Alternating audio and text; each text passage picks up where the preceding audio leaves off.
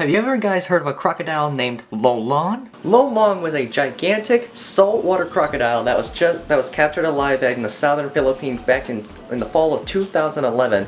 And when he was captured, you guys, he made national headlines across the globe immediately, and he just was really amazed so many reptile people, you guys. Well, even professional croc researchers were just stunned of how large this animal was. And personally, I do remember reading the article about it, you guys, and I was actually quite surprised myself at how big this animal was. And let me tell you guys, so let's go ahead and start from the beginning of how Lolon was named and captured.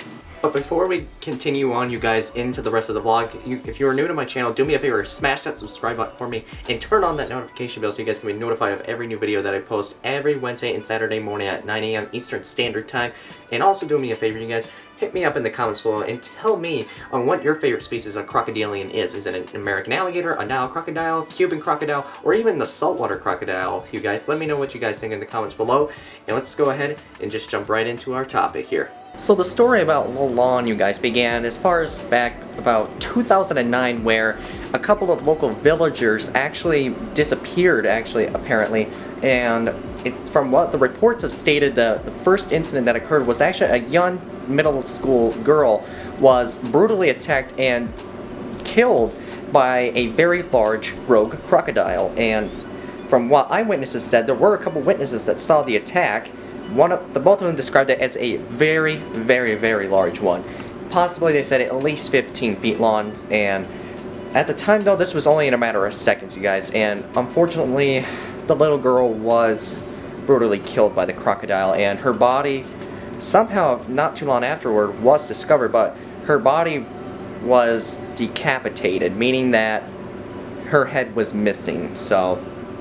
And that's when immediately a hunt went on to track down the killer croc, even though at the time, though, nobody knew for sure how big this croc was or exactly what it looked like, you know, because, believe it or not, in the Philippines, actually, from what I read online about the crocodiles in that area, it's actually illegal to hunt crocodiles in the Philippines. It's a federal crime, and it can land you about 10 to about almost 15 years in prison if you are caught killing one. So... even if you claim self-defense, I'm not sure how, you know, the court side works in the Philippines. I'm not sure because I've never been down there. But still, though, it is a serious crime if you kill one, so... But now, the tables have kind of turned, though, in this case, you know, from people killing crocs to a croc killing innocent people. And now, I'm not trying to say Lolon was a monster, a man-eating monster, or anything like that. The truth is that this story about Lolong went on for about 2 years until he was finally captured, and it was probably about close to a year after the first incident. A local fisherman was apparently dragged and drowned. That's a weird one. Was drowned in the local river in the village area, and apparently he was never seen again. Now, unfortunately, people believe it was the same croc that must have done it. So now, no one has really actually had actual photographs of this crocodile prior to his capture, so the size of him is unknown, the weight of him is completely unknown, the description of him is completely unknown, so there's hardly anybody that has seen this creature. So now they did hire somebody to track down this behemoth reptile, and of course they had a top croc expert named Lolon Ganyate. So Lolon Ganyate was one of the top croc trappers actually in the country of the Philippines during the hunt for this big crocodile, and I don't believe, from what I've heard about him, I don't think he actually would hunt and kill the crocs, I guess, because like I said, killing crocodiles in the Philippines it's a federal law, it's a federal crime. So he guarantee you guys he probably would actually try and set up like baits or make a trap for him, and probably like relocate them somewhere else to another reservoir away from local villagers. So apparently he was determined to hunt down this croc, you guys, and he did it for a very, very long time. Probably, I think, almost 2 years to hunt down this croc, and unfortunately, well, he unfortunately did not succeed on catching him, and unfortunately, the reason of that was because he sadly passed away. And I don't remember exactly what caused him to pass away. I don't know if it was just natural causes or like a heart attack. I'll have to try and maybe think about it later on, but it was a very very large loss for the community that lost a great croc expert, you know. And to that knowledge, you guys, it was just devastating, you know, and the villagers really loved him, you know, and obviously all that kind of stuff. But anyways, back to discussing for the hunt for the crocodile. The search went on, you guys, for still a long time, and they had no luck finding him until the in early September of 2011. Phone calls, there were some reports immediately came into the local village just outside of the perimeter that a croc trap was just set off in the water, and something took the bait. And apparently, by the looks of what the witnesses said, it was a very, very big croc that took the bait. And from if I recall, they eventually tried. The crocodile was fighting the trap very hard, you guys, and immediately dozens and dozens of local villagers arrived at the scene to where the trap was set off. And what do you guys think happened next? If you guessed he was killed, well, you would be wrong. Boo boo. Hi. How are you? Hi. Boo boo. Come here. Hi. Welcome home. Go ahead and eat that, girl, okay? Go on. Oh, how you doing, sweetie? So yeah, Boo is officially back home now. But now, disclaimer though, it's not officially. She's not officially staying home, but she's gonna be here for only a few days, so at least get a little bit of time here at home, right, sweetheart? Good to see you here. Megan and Mads are gonna be happy to see her too. If you have already made it this far into the vlog, you guys, do me one huge favor, you guys.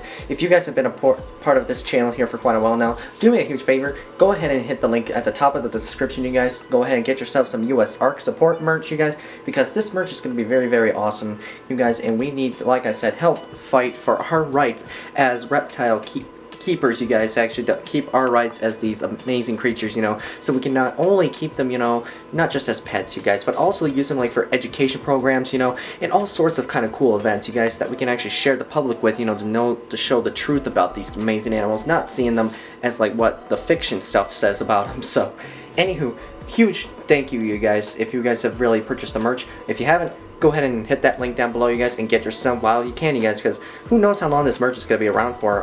Right now, there is no set date for when it ends, so go ahead and get yourself, you guys, some merch before it, if it is officially gone. So the night that Lo Lon was captured, the whole village actually gathered around to see the animal.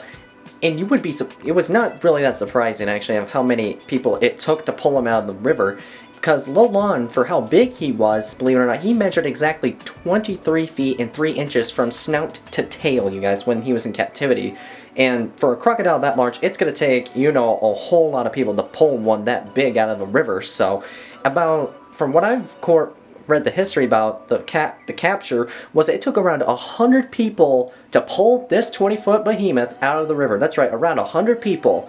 And let me tell you, that's a big croc if you're talking about 100 people pulling him out of a river like that. So, and let me tell you, for capturing a crocodile that's over 2,000 pounds and that's 20 feet long, pulling something that big out of a river has to be probably one of the most difficult challenges of capturing any animal, you guys, alive. And for a croc that big, I'll guarantee you guys, from what I've read, this croc probably put up a heck of a fight too, especially when it came on land, you guys, especially with some nooses that were put on its snout, you guys. He actually broke, I think, 1 or 2 nooses actually on him.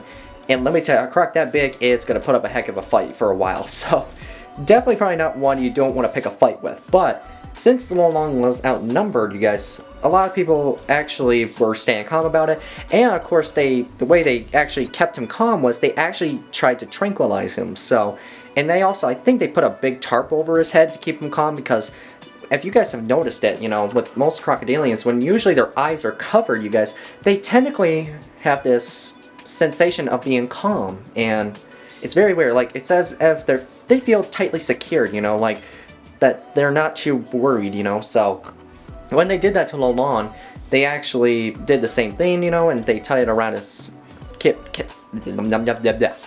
speaking gibberish here. But anywho, though, once Lolon was captured, they had to drag Lolon actually from the riverbank onto a on a wooden wagon, and actually had to bring him to near the local village. And believe it or not, it took 12 hours to drag him from the riverbank all the way to the local village, you guys. It took them 12 hours to do that. So that basically means it took the whole night. And from there to the village, it's only, I think, like they said, maybe 3 miles away. So, but that's still a very long time, because you, like I said, you are talking about a very massive crocodile. So, and the hardest part was too, they said, was just before you get right into the village, there was a creek that divided the community and the outside of the village limit. So that was a bit challenging, but they managed to build a big wooden raft out of some big tree branches, lined them up and tied them all together, and they put Lolon right on top of them, and they managed to eventually tie up some ropes actually and drag the wooden raft across the river with him on board. And it was very difficult at first, but successfully though, they got him across, and they took some measurements of him. And in the Guinness Book of World Records, at the time he was captured, he was measured the largest crocodile in captivity. While this was a pretty interesting story to share, you guys, there also comes to like a price or a consequence. So what I mean is by like a consequence is, when Lolon was captured, he was not a crocodile that was raised in captivity his whole life. He was a wild animal that literally was born and grew up his whole life out in the wilderness. And now that he spent the majority of his life, for at least 50 plus years out in the wild, now his freedom was sort of taken.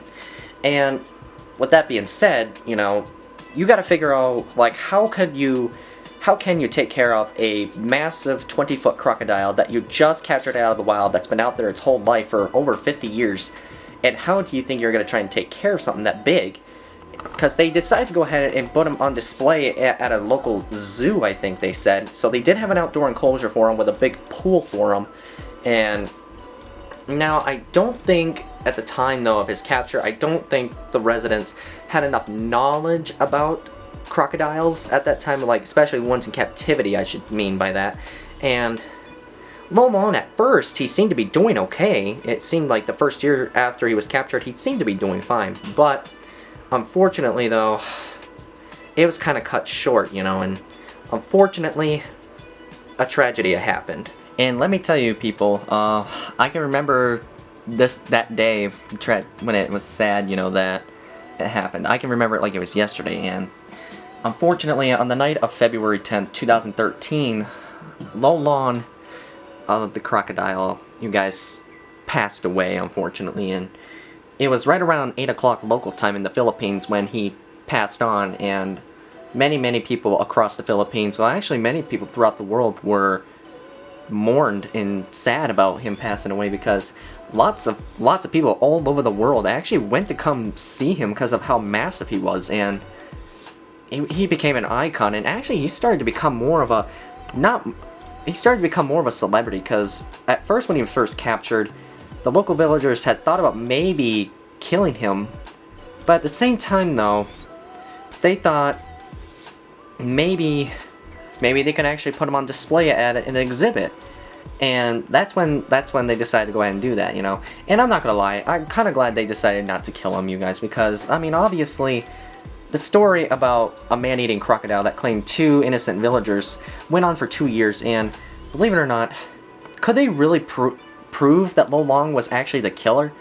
I'm not thinking so, because really, I mean, think about it, you guys. There are quite a few big crocs, I would imagine, living in the Philippines, and who knows which one really was the killer, you guys. It could be more than one, so, I mean, I'm not sure about it, you guys, because there's really not enough witnesses, you know, and not a very populated area where these crocs are occurring. So, anyway, back to what happened, and when I read the article about him passing away, it really broke my heart, because of how how amazing looking he was, you know, just being so giant and kind of prehistoric looking too, so it just really is devastating, you know. And now to this day, he does have a resting place, you guys, at a local, like, at a natural history museum somewhere in the Philippines, and it just really is devastating, you know. And I'm starting to wonder if capturing him was not a good idea, and now that I think about it, I don't think maybe it was,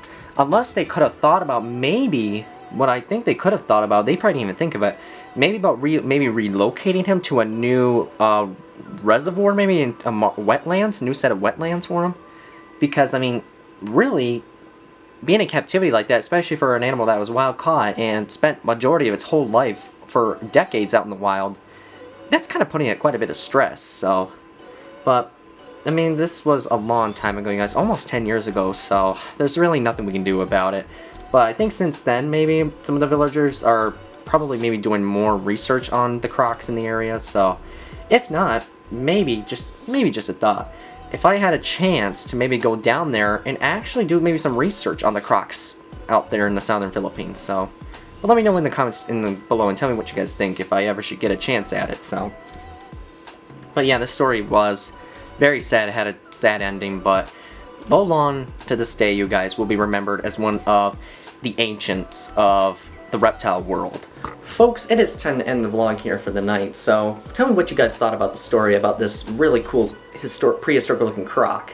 While at first it is very interesting, you know, the story starts out kind of scary, but at the end of it, it really had a sad ending to it, so. And I really wish I could have had a chance maybe to meet Lolon, but, you know, it probably was best if they try to relocate him to another wetland area not too far away, so. But there's nothing we can do about it, you guys, and it was a long time ago. But regardless, though, Lolon will be remembered as one of the most iconic crocodiles ever seen. So I'm just going to go ahead and leave it at that, you guys.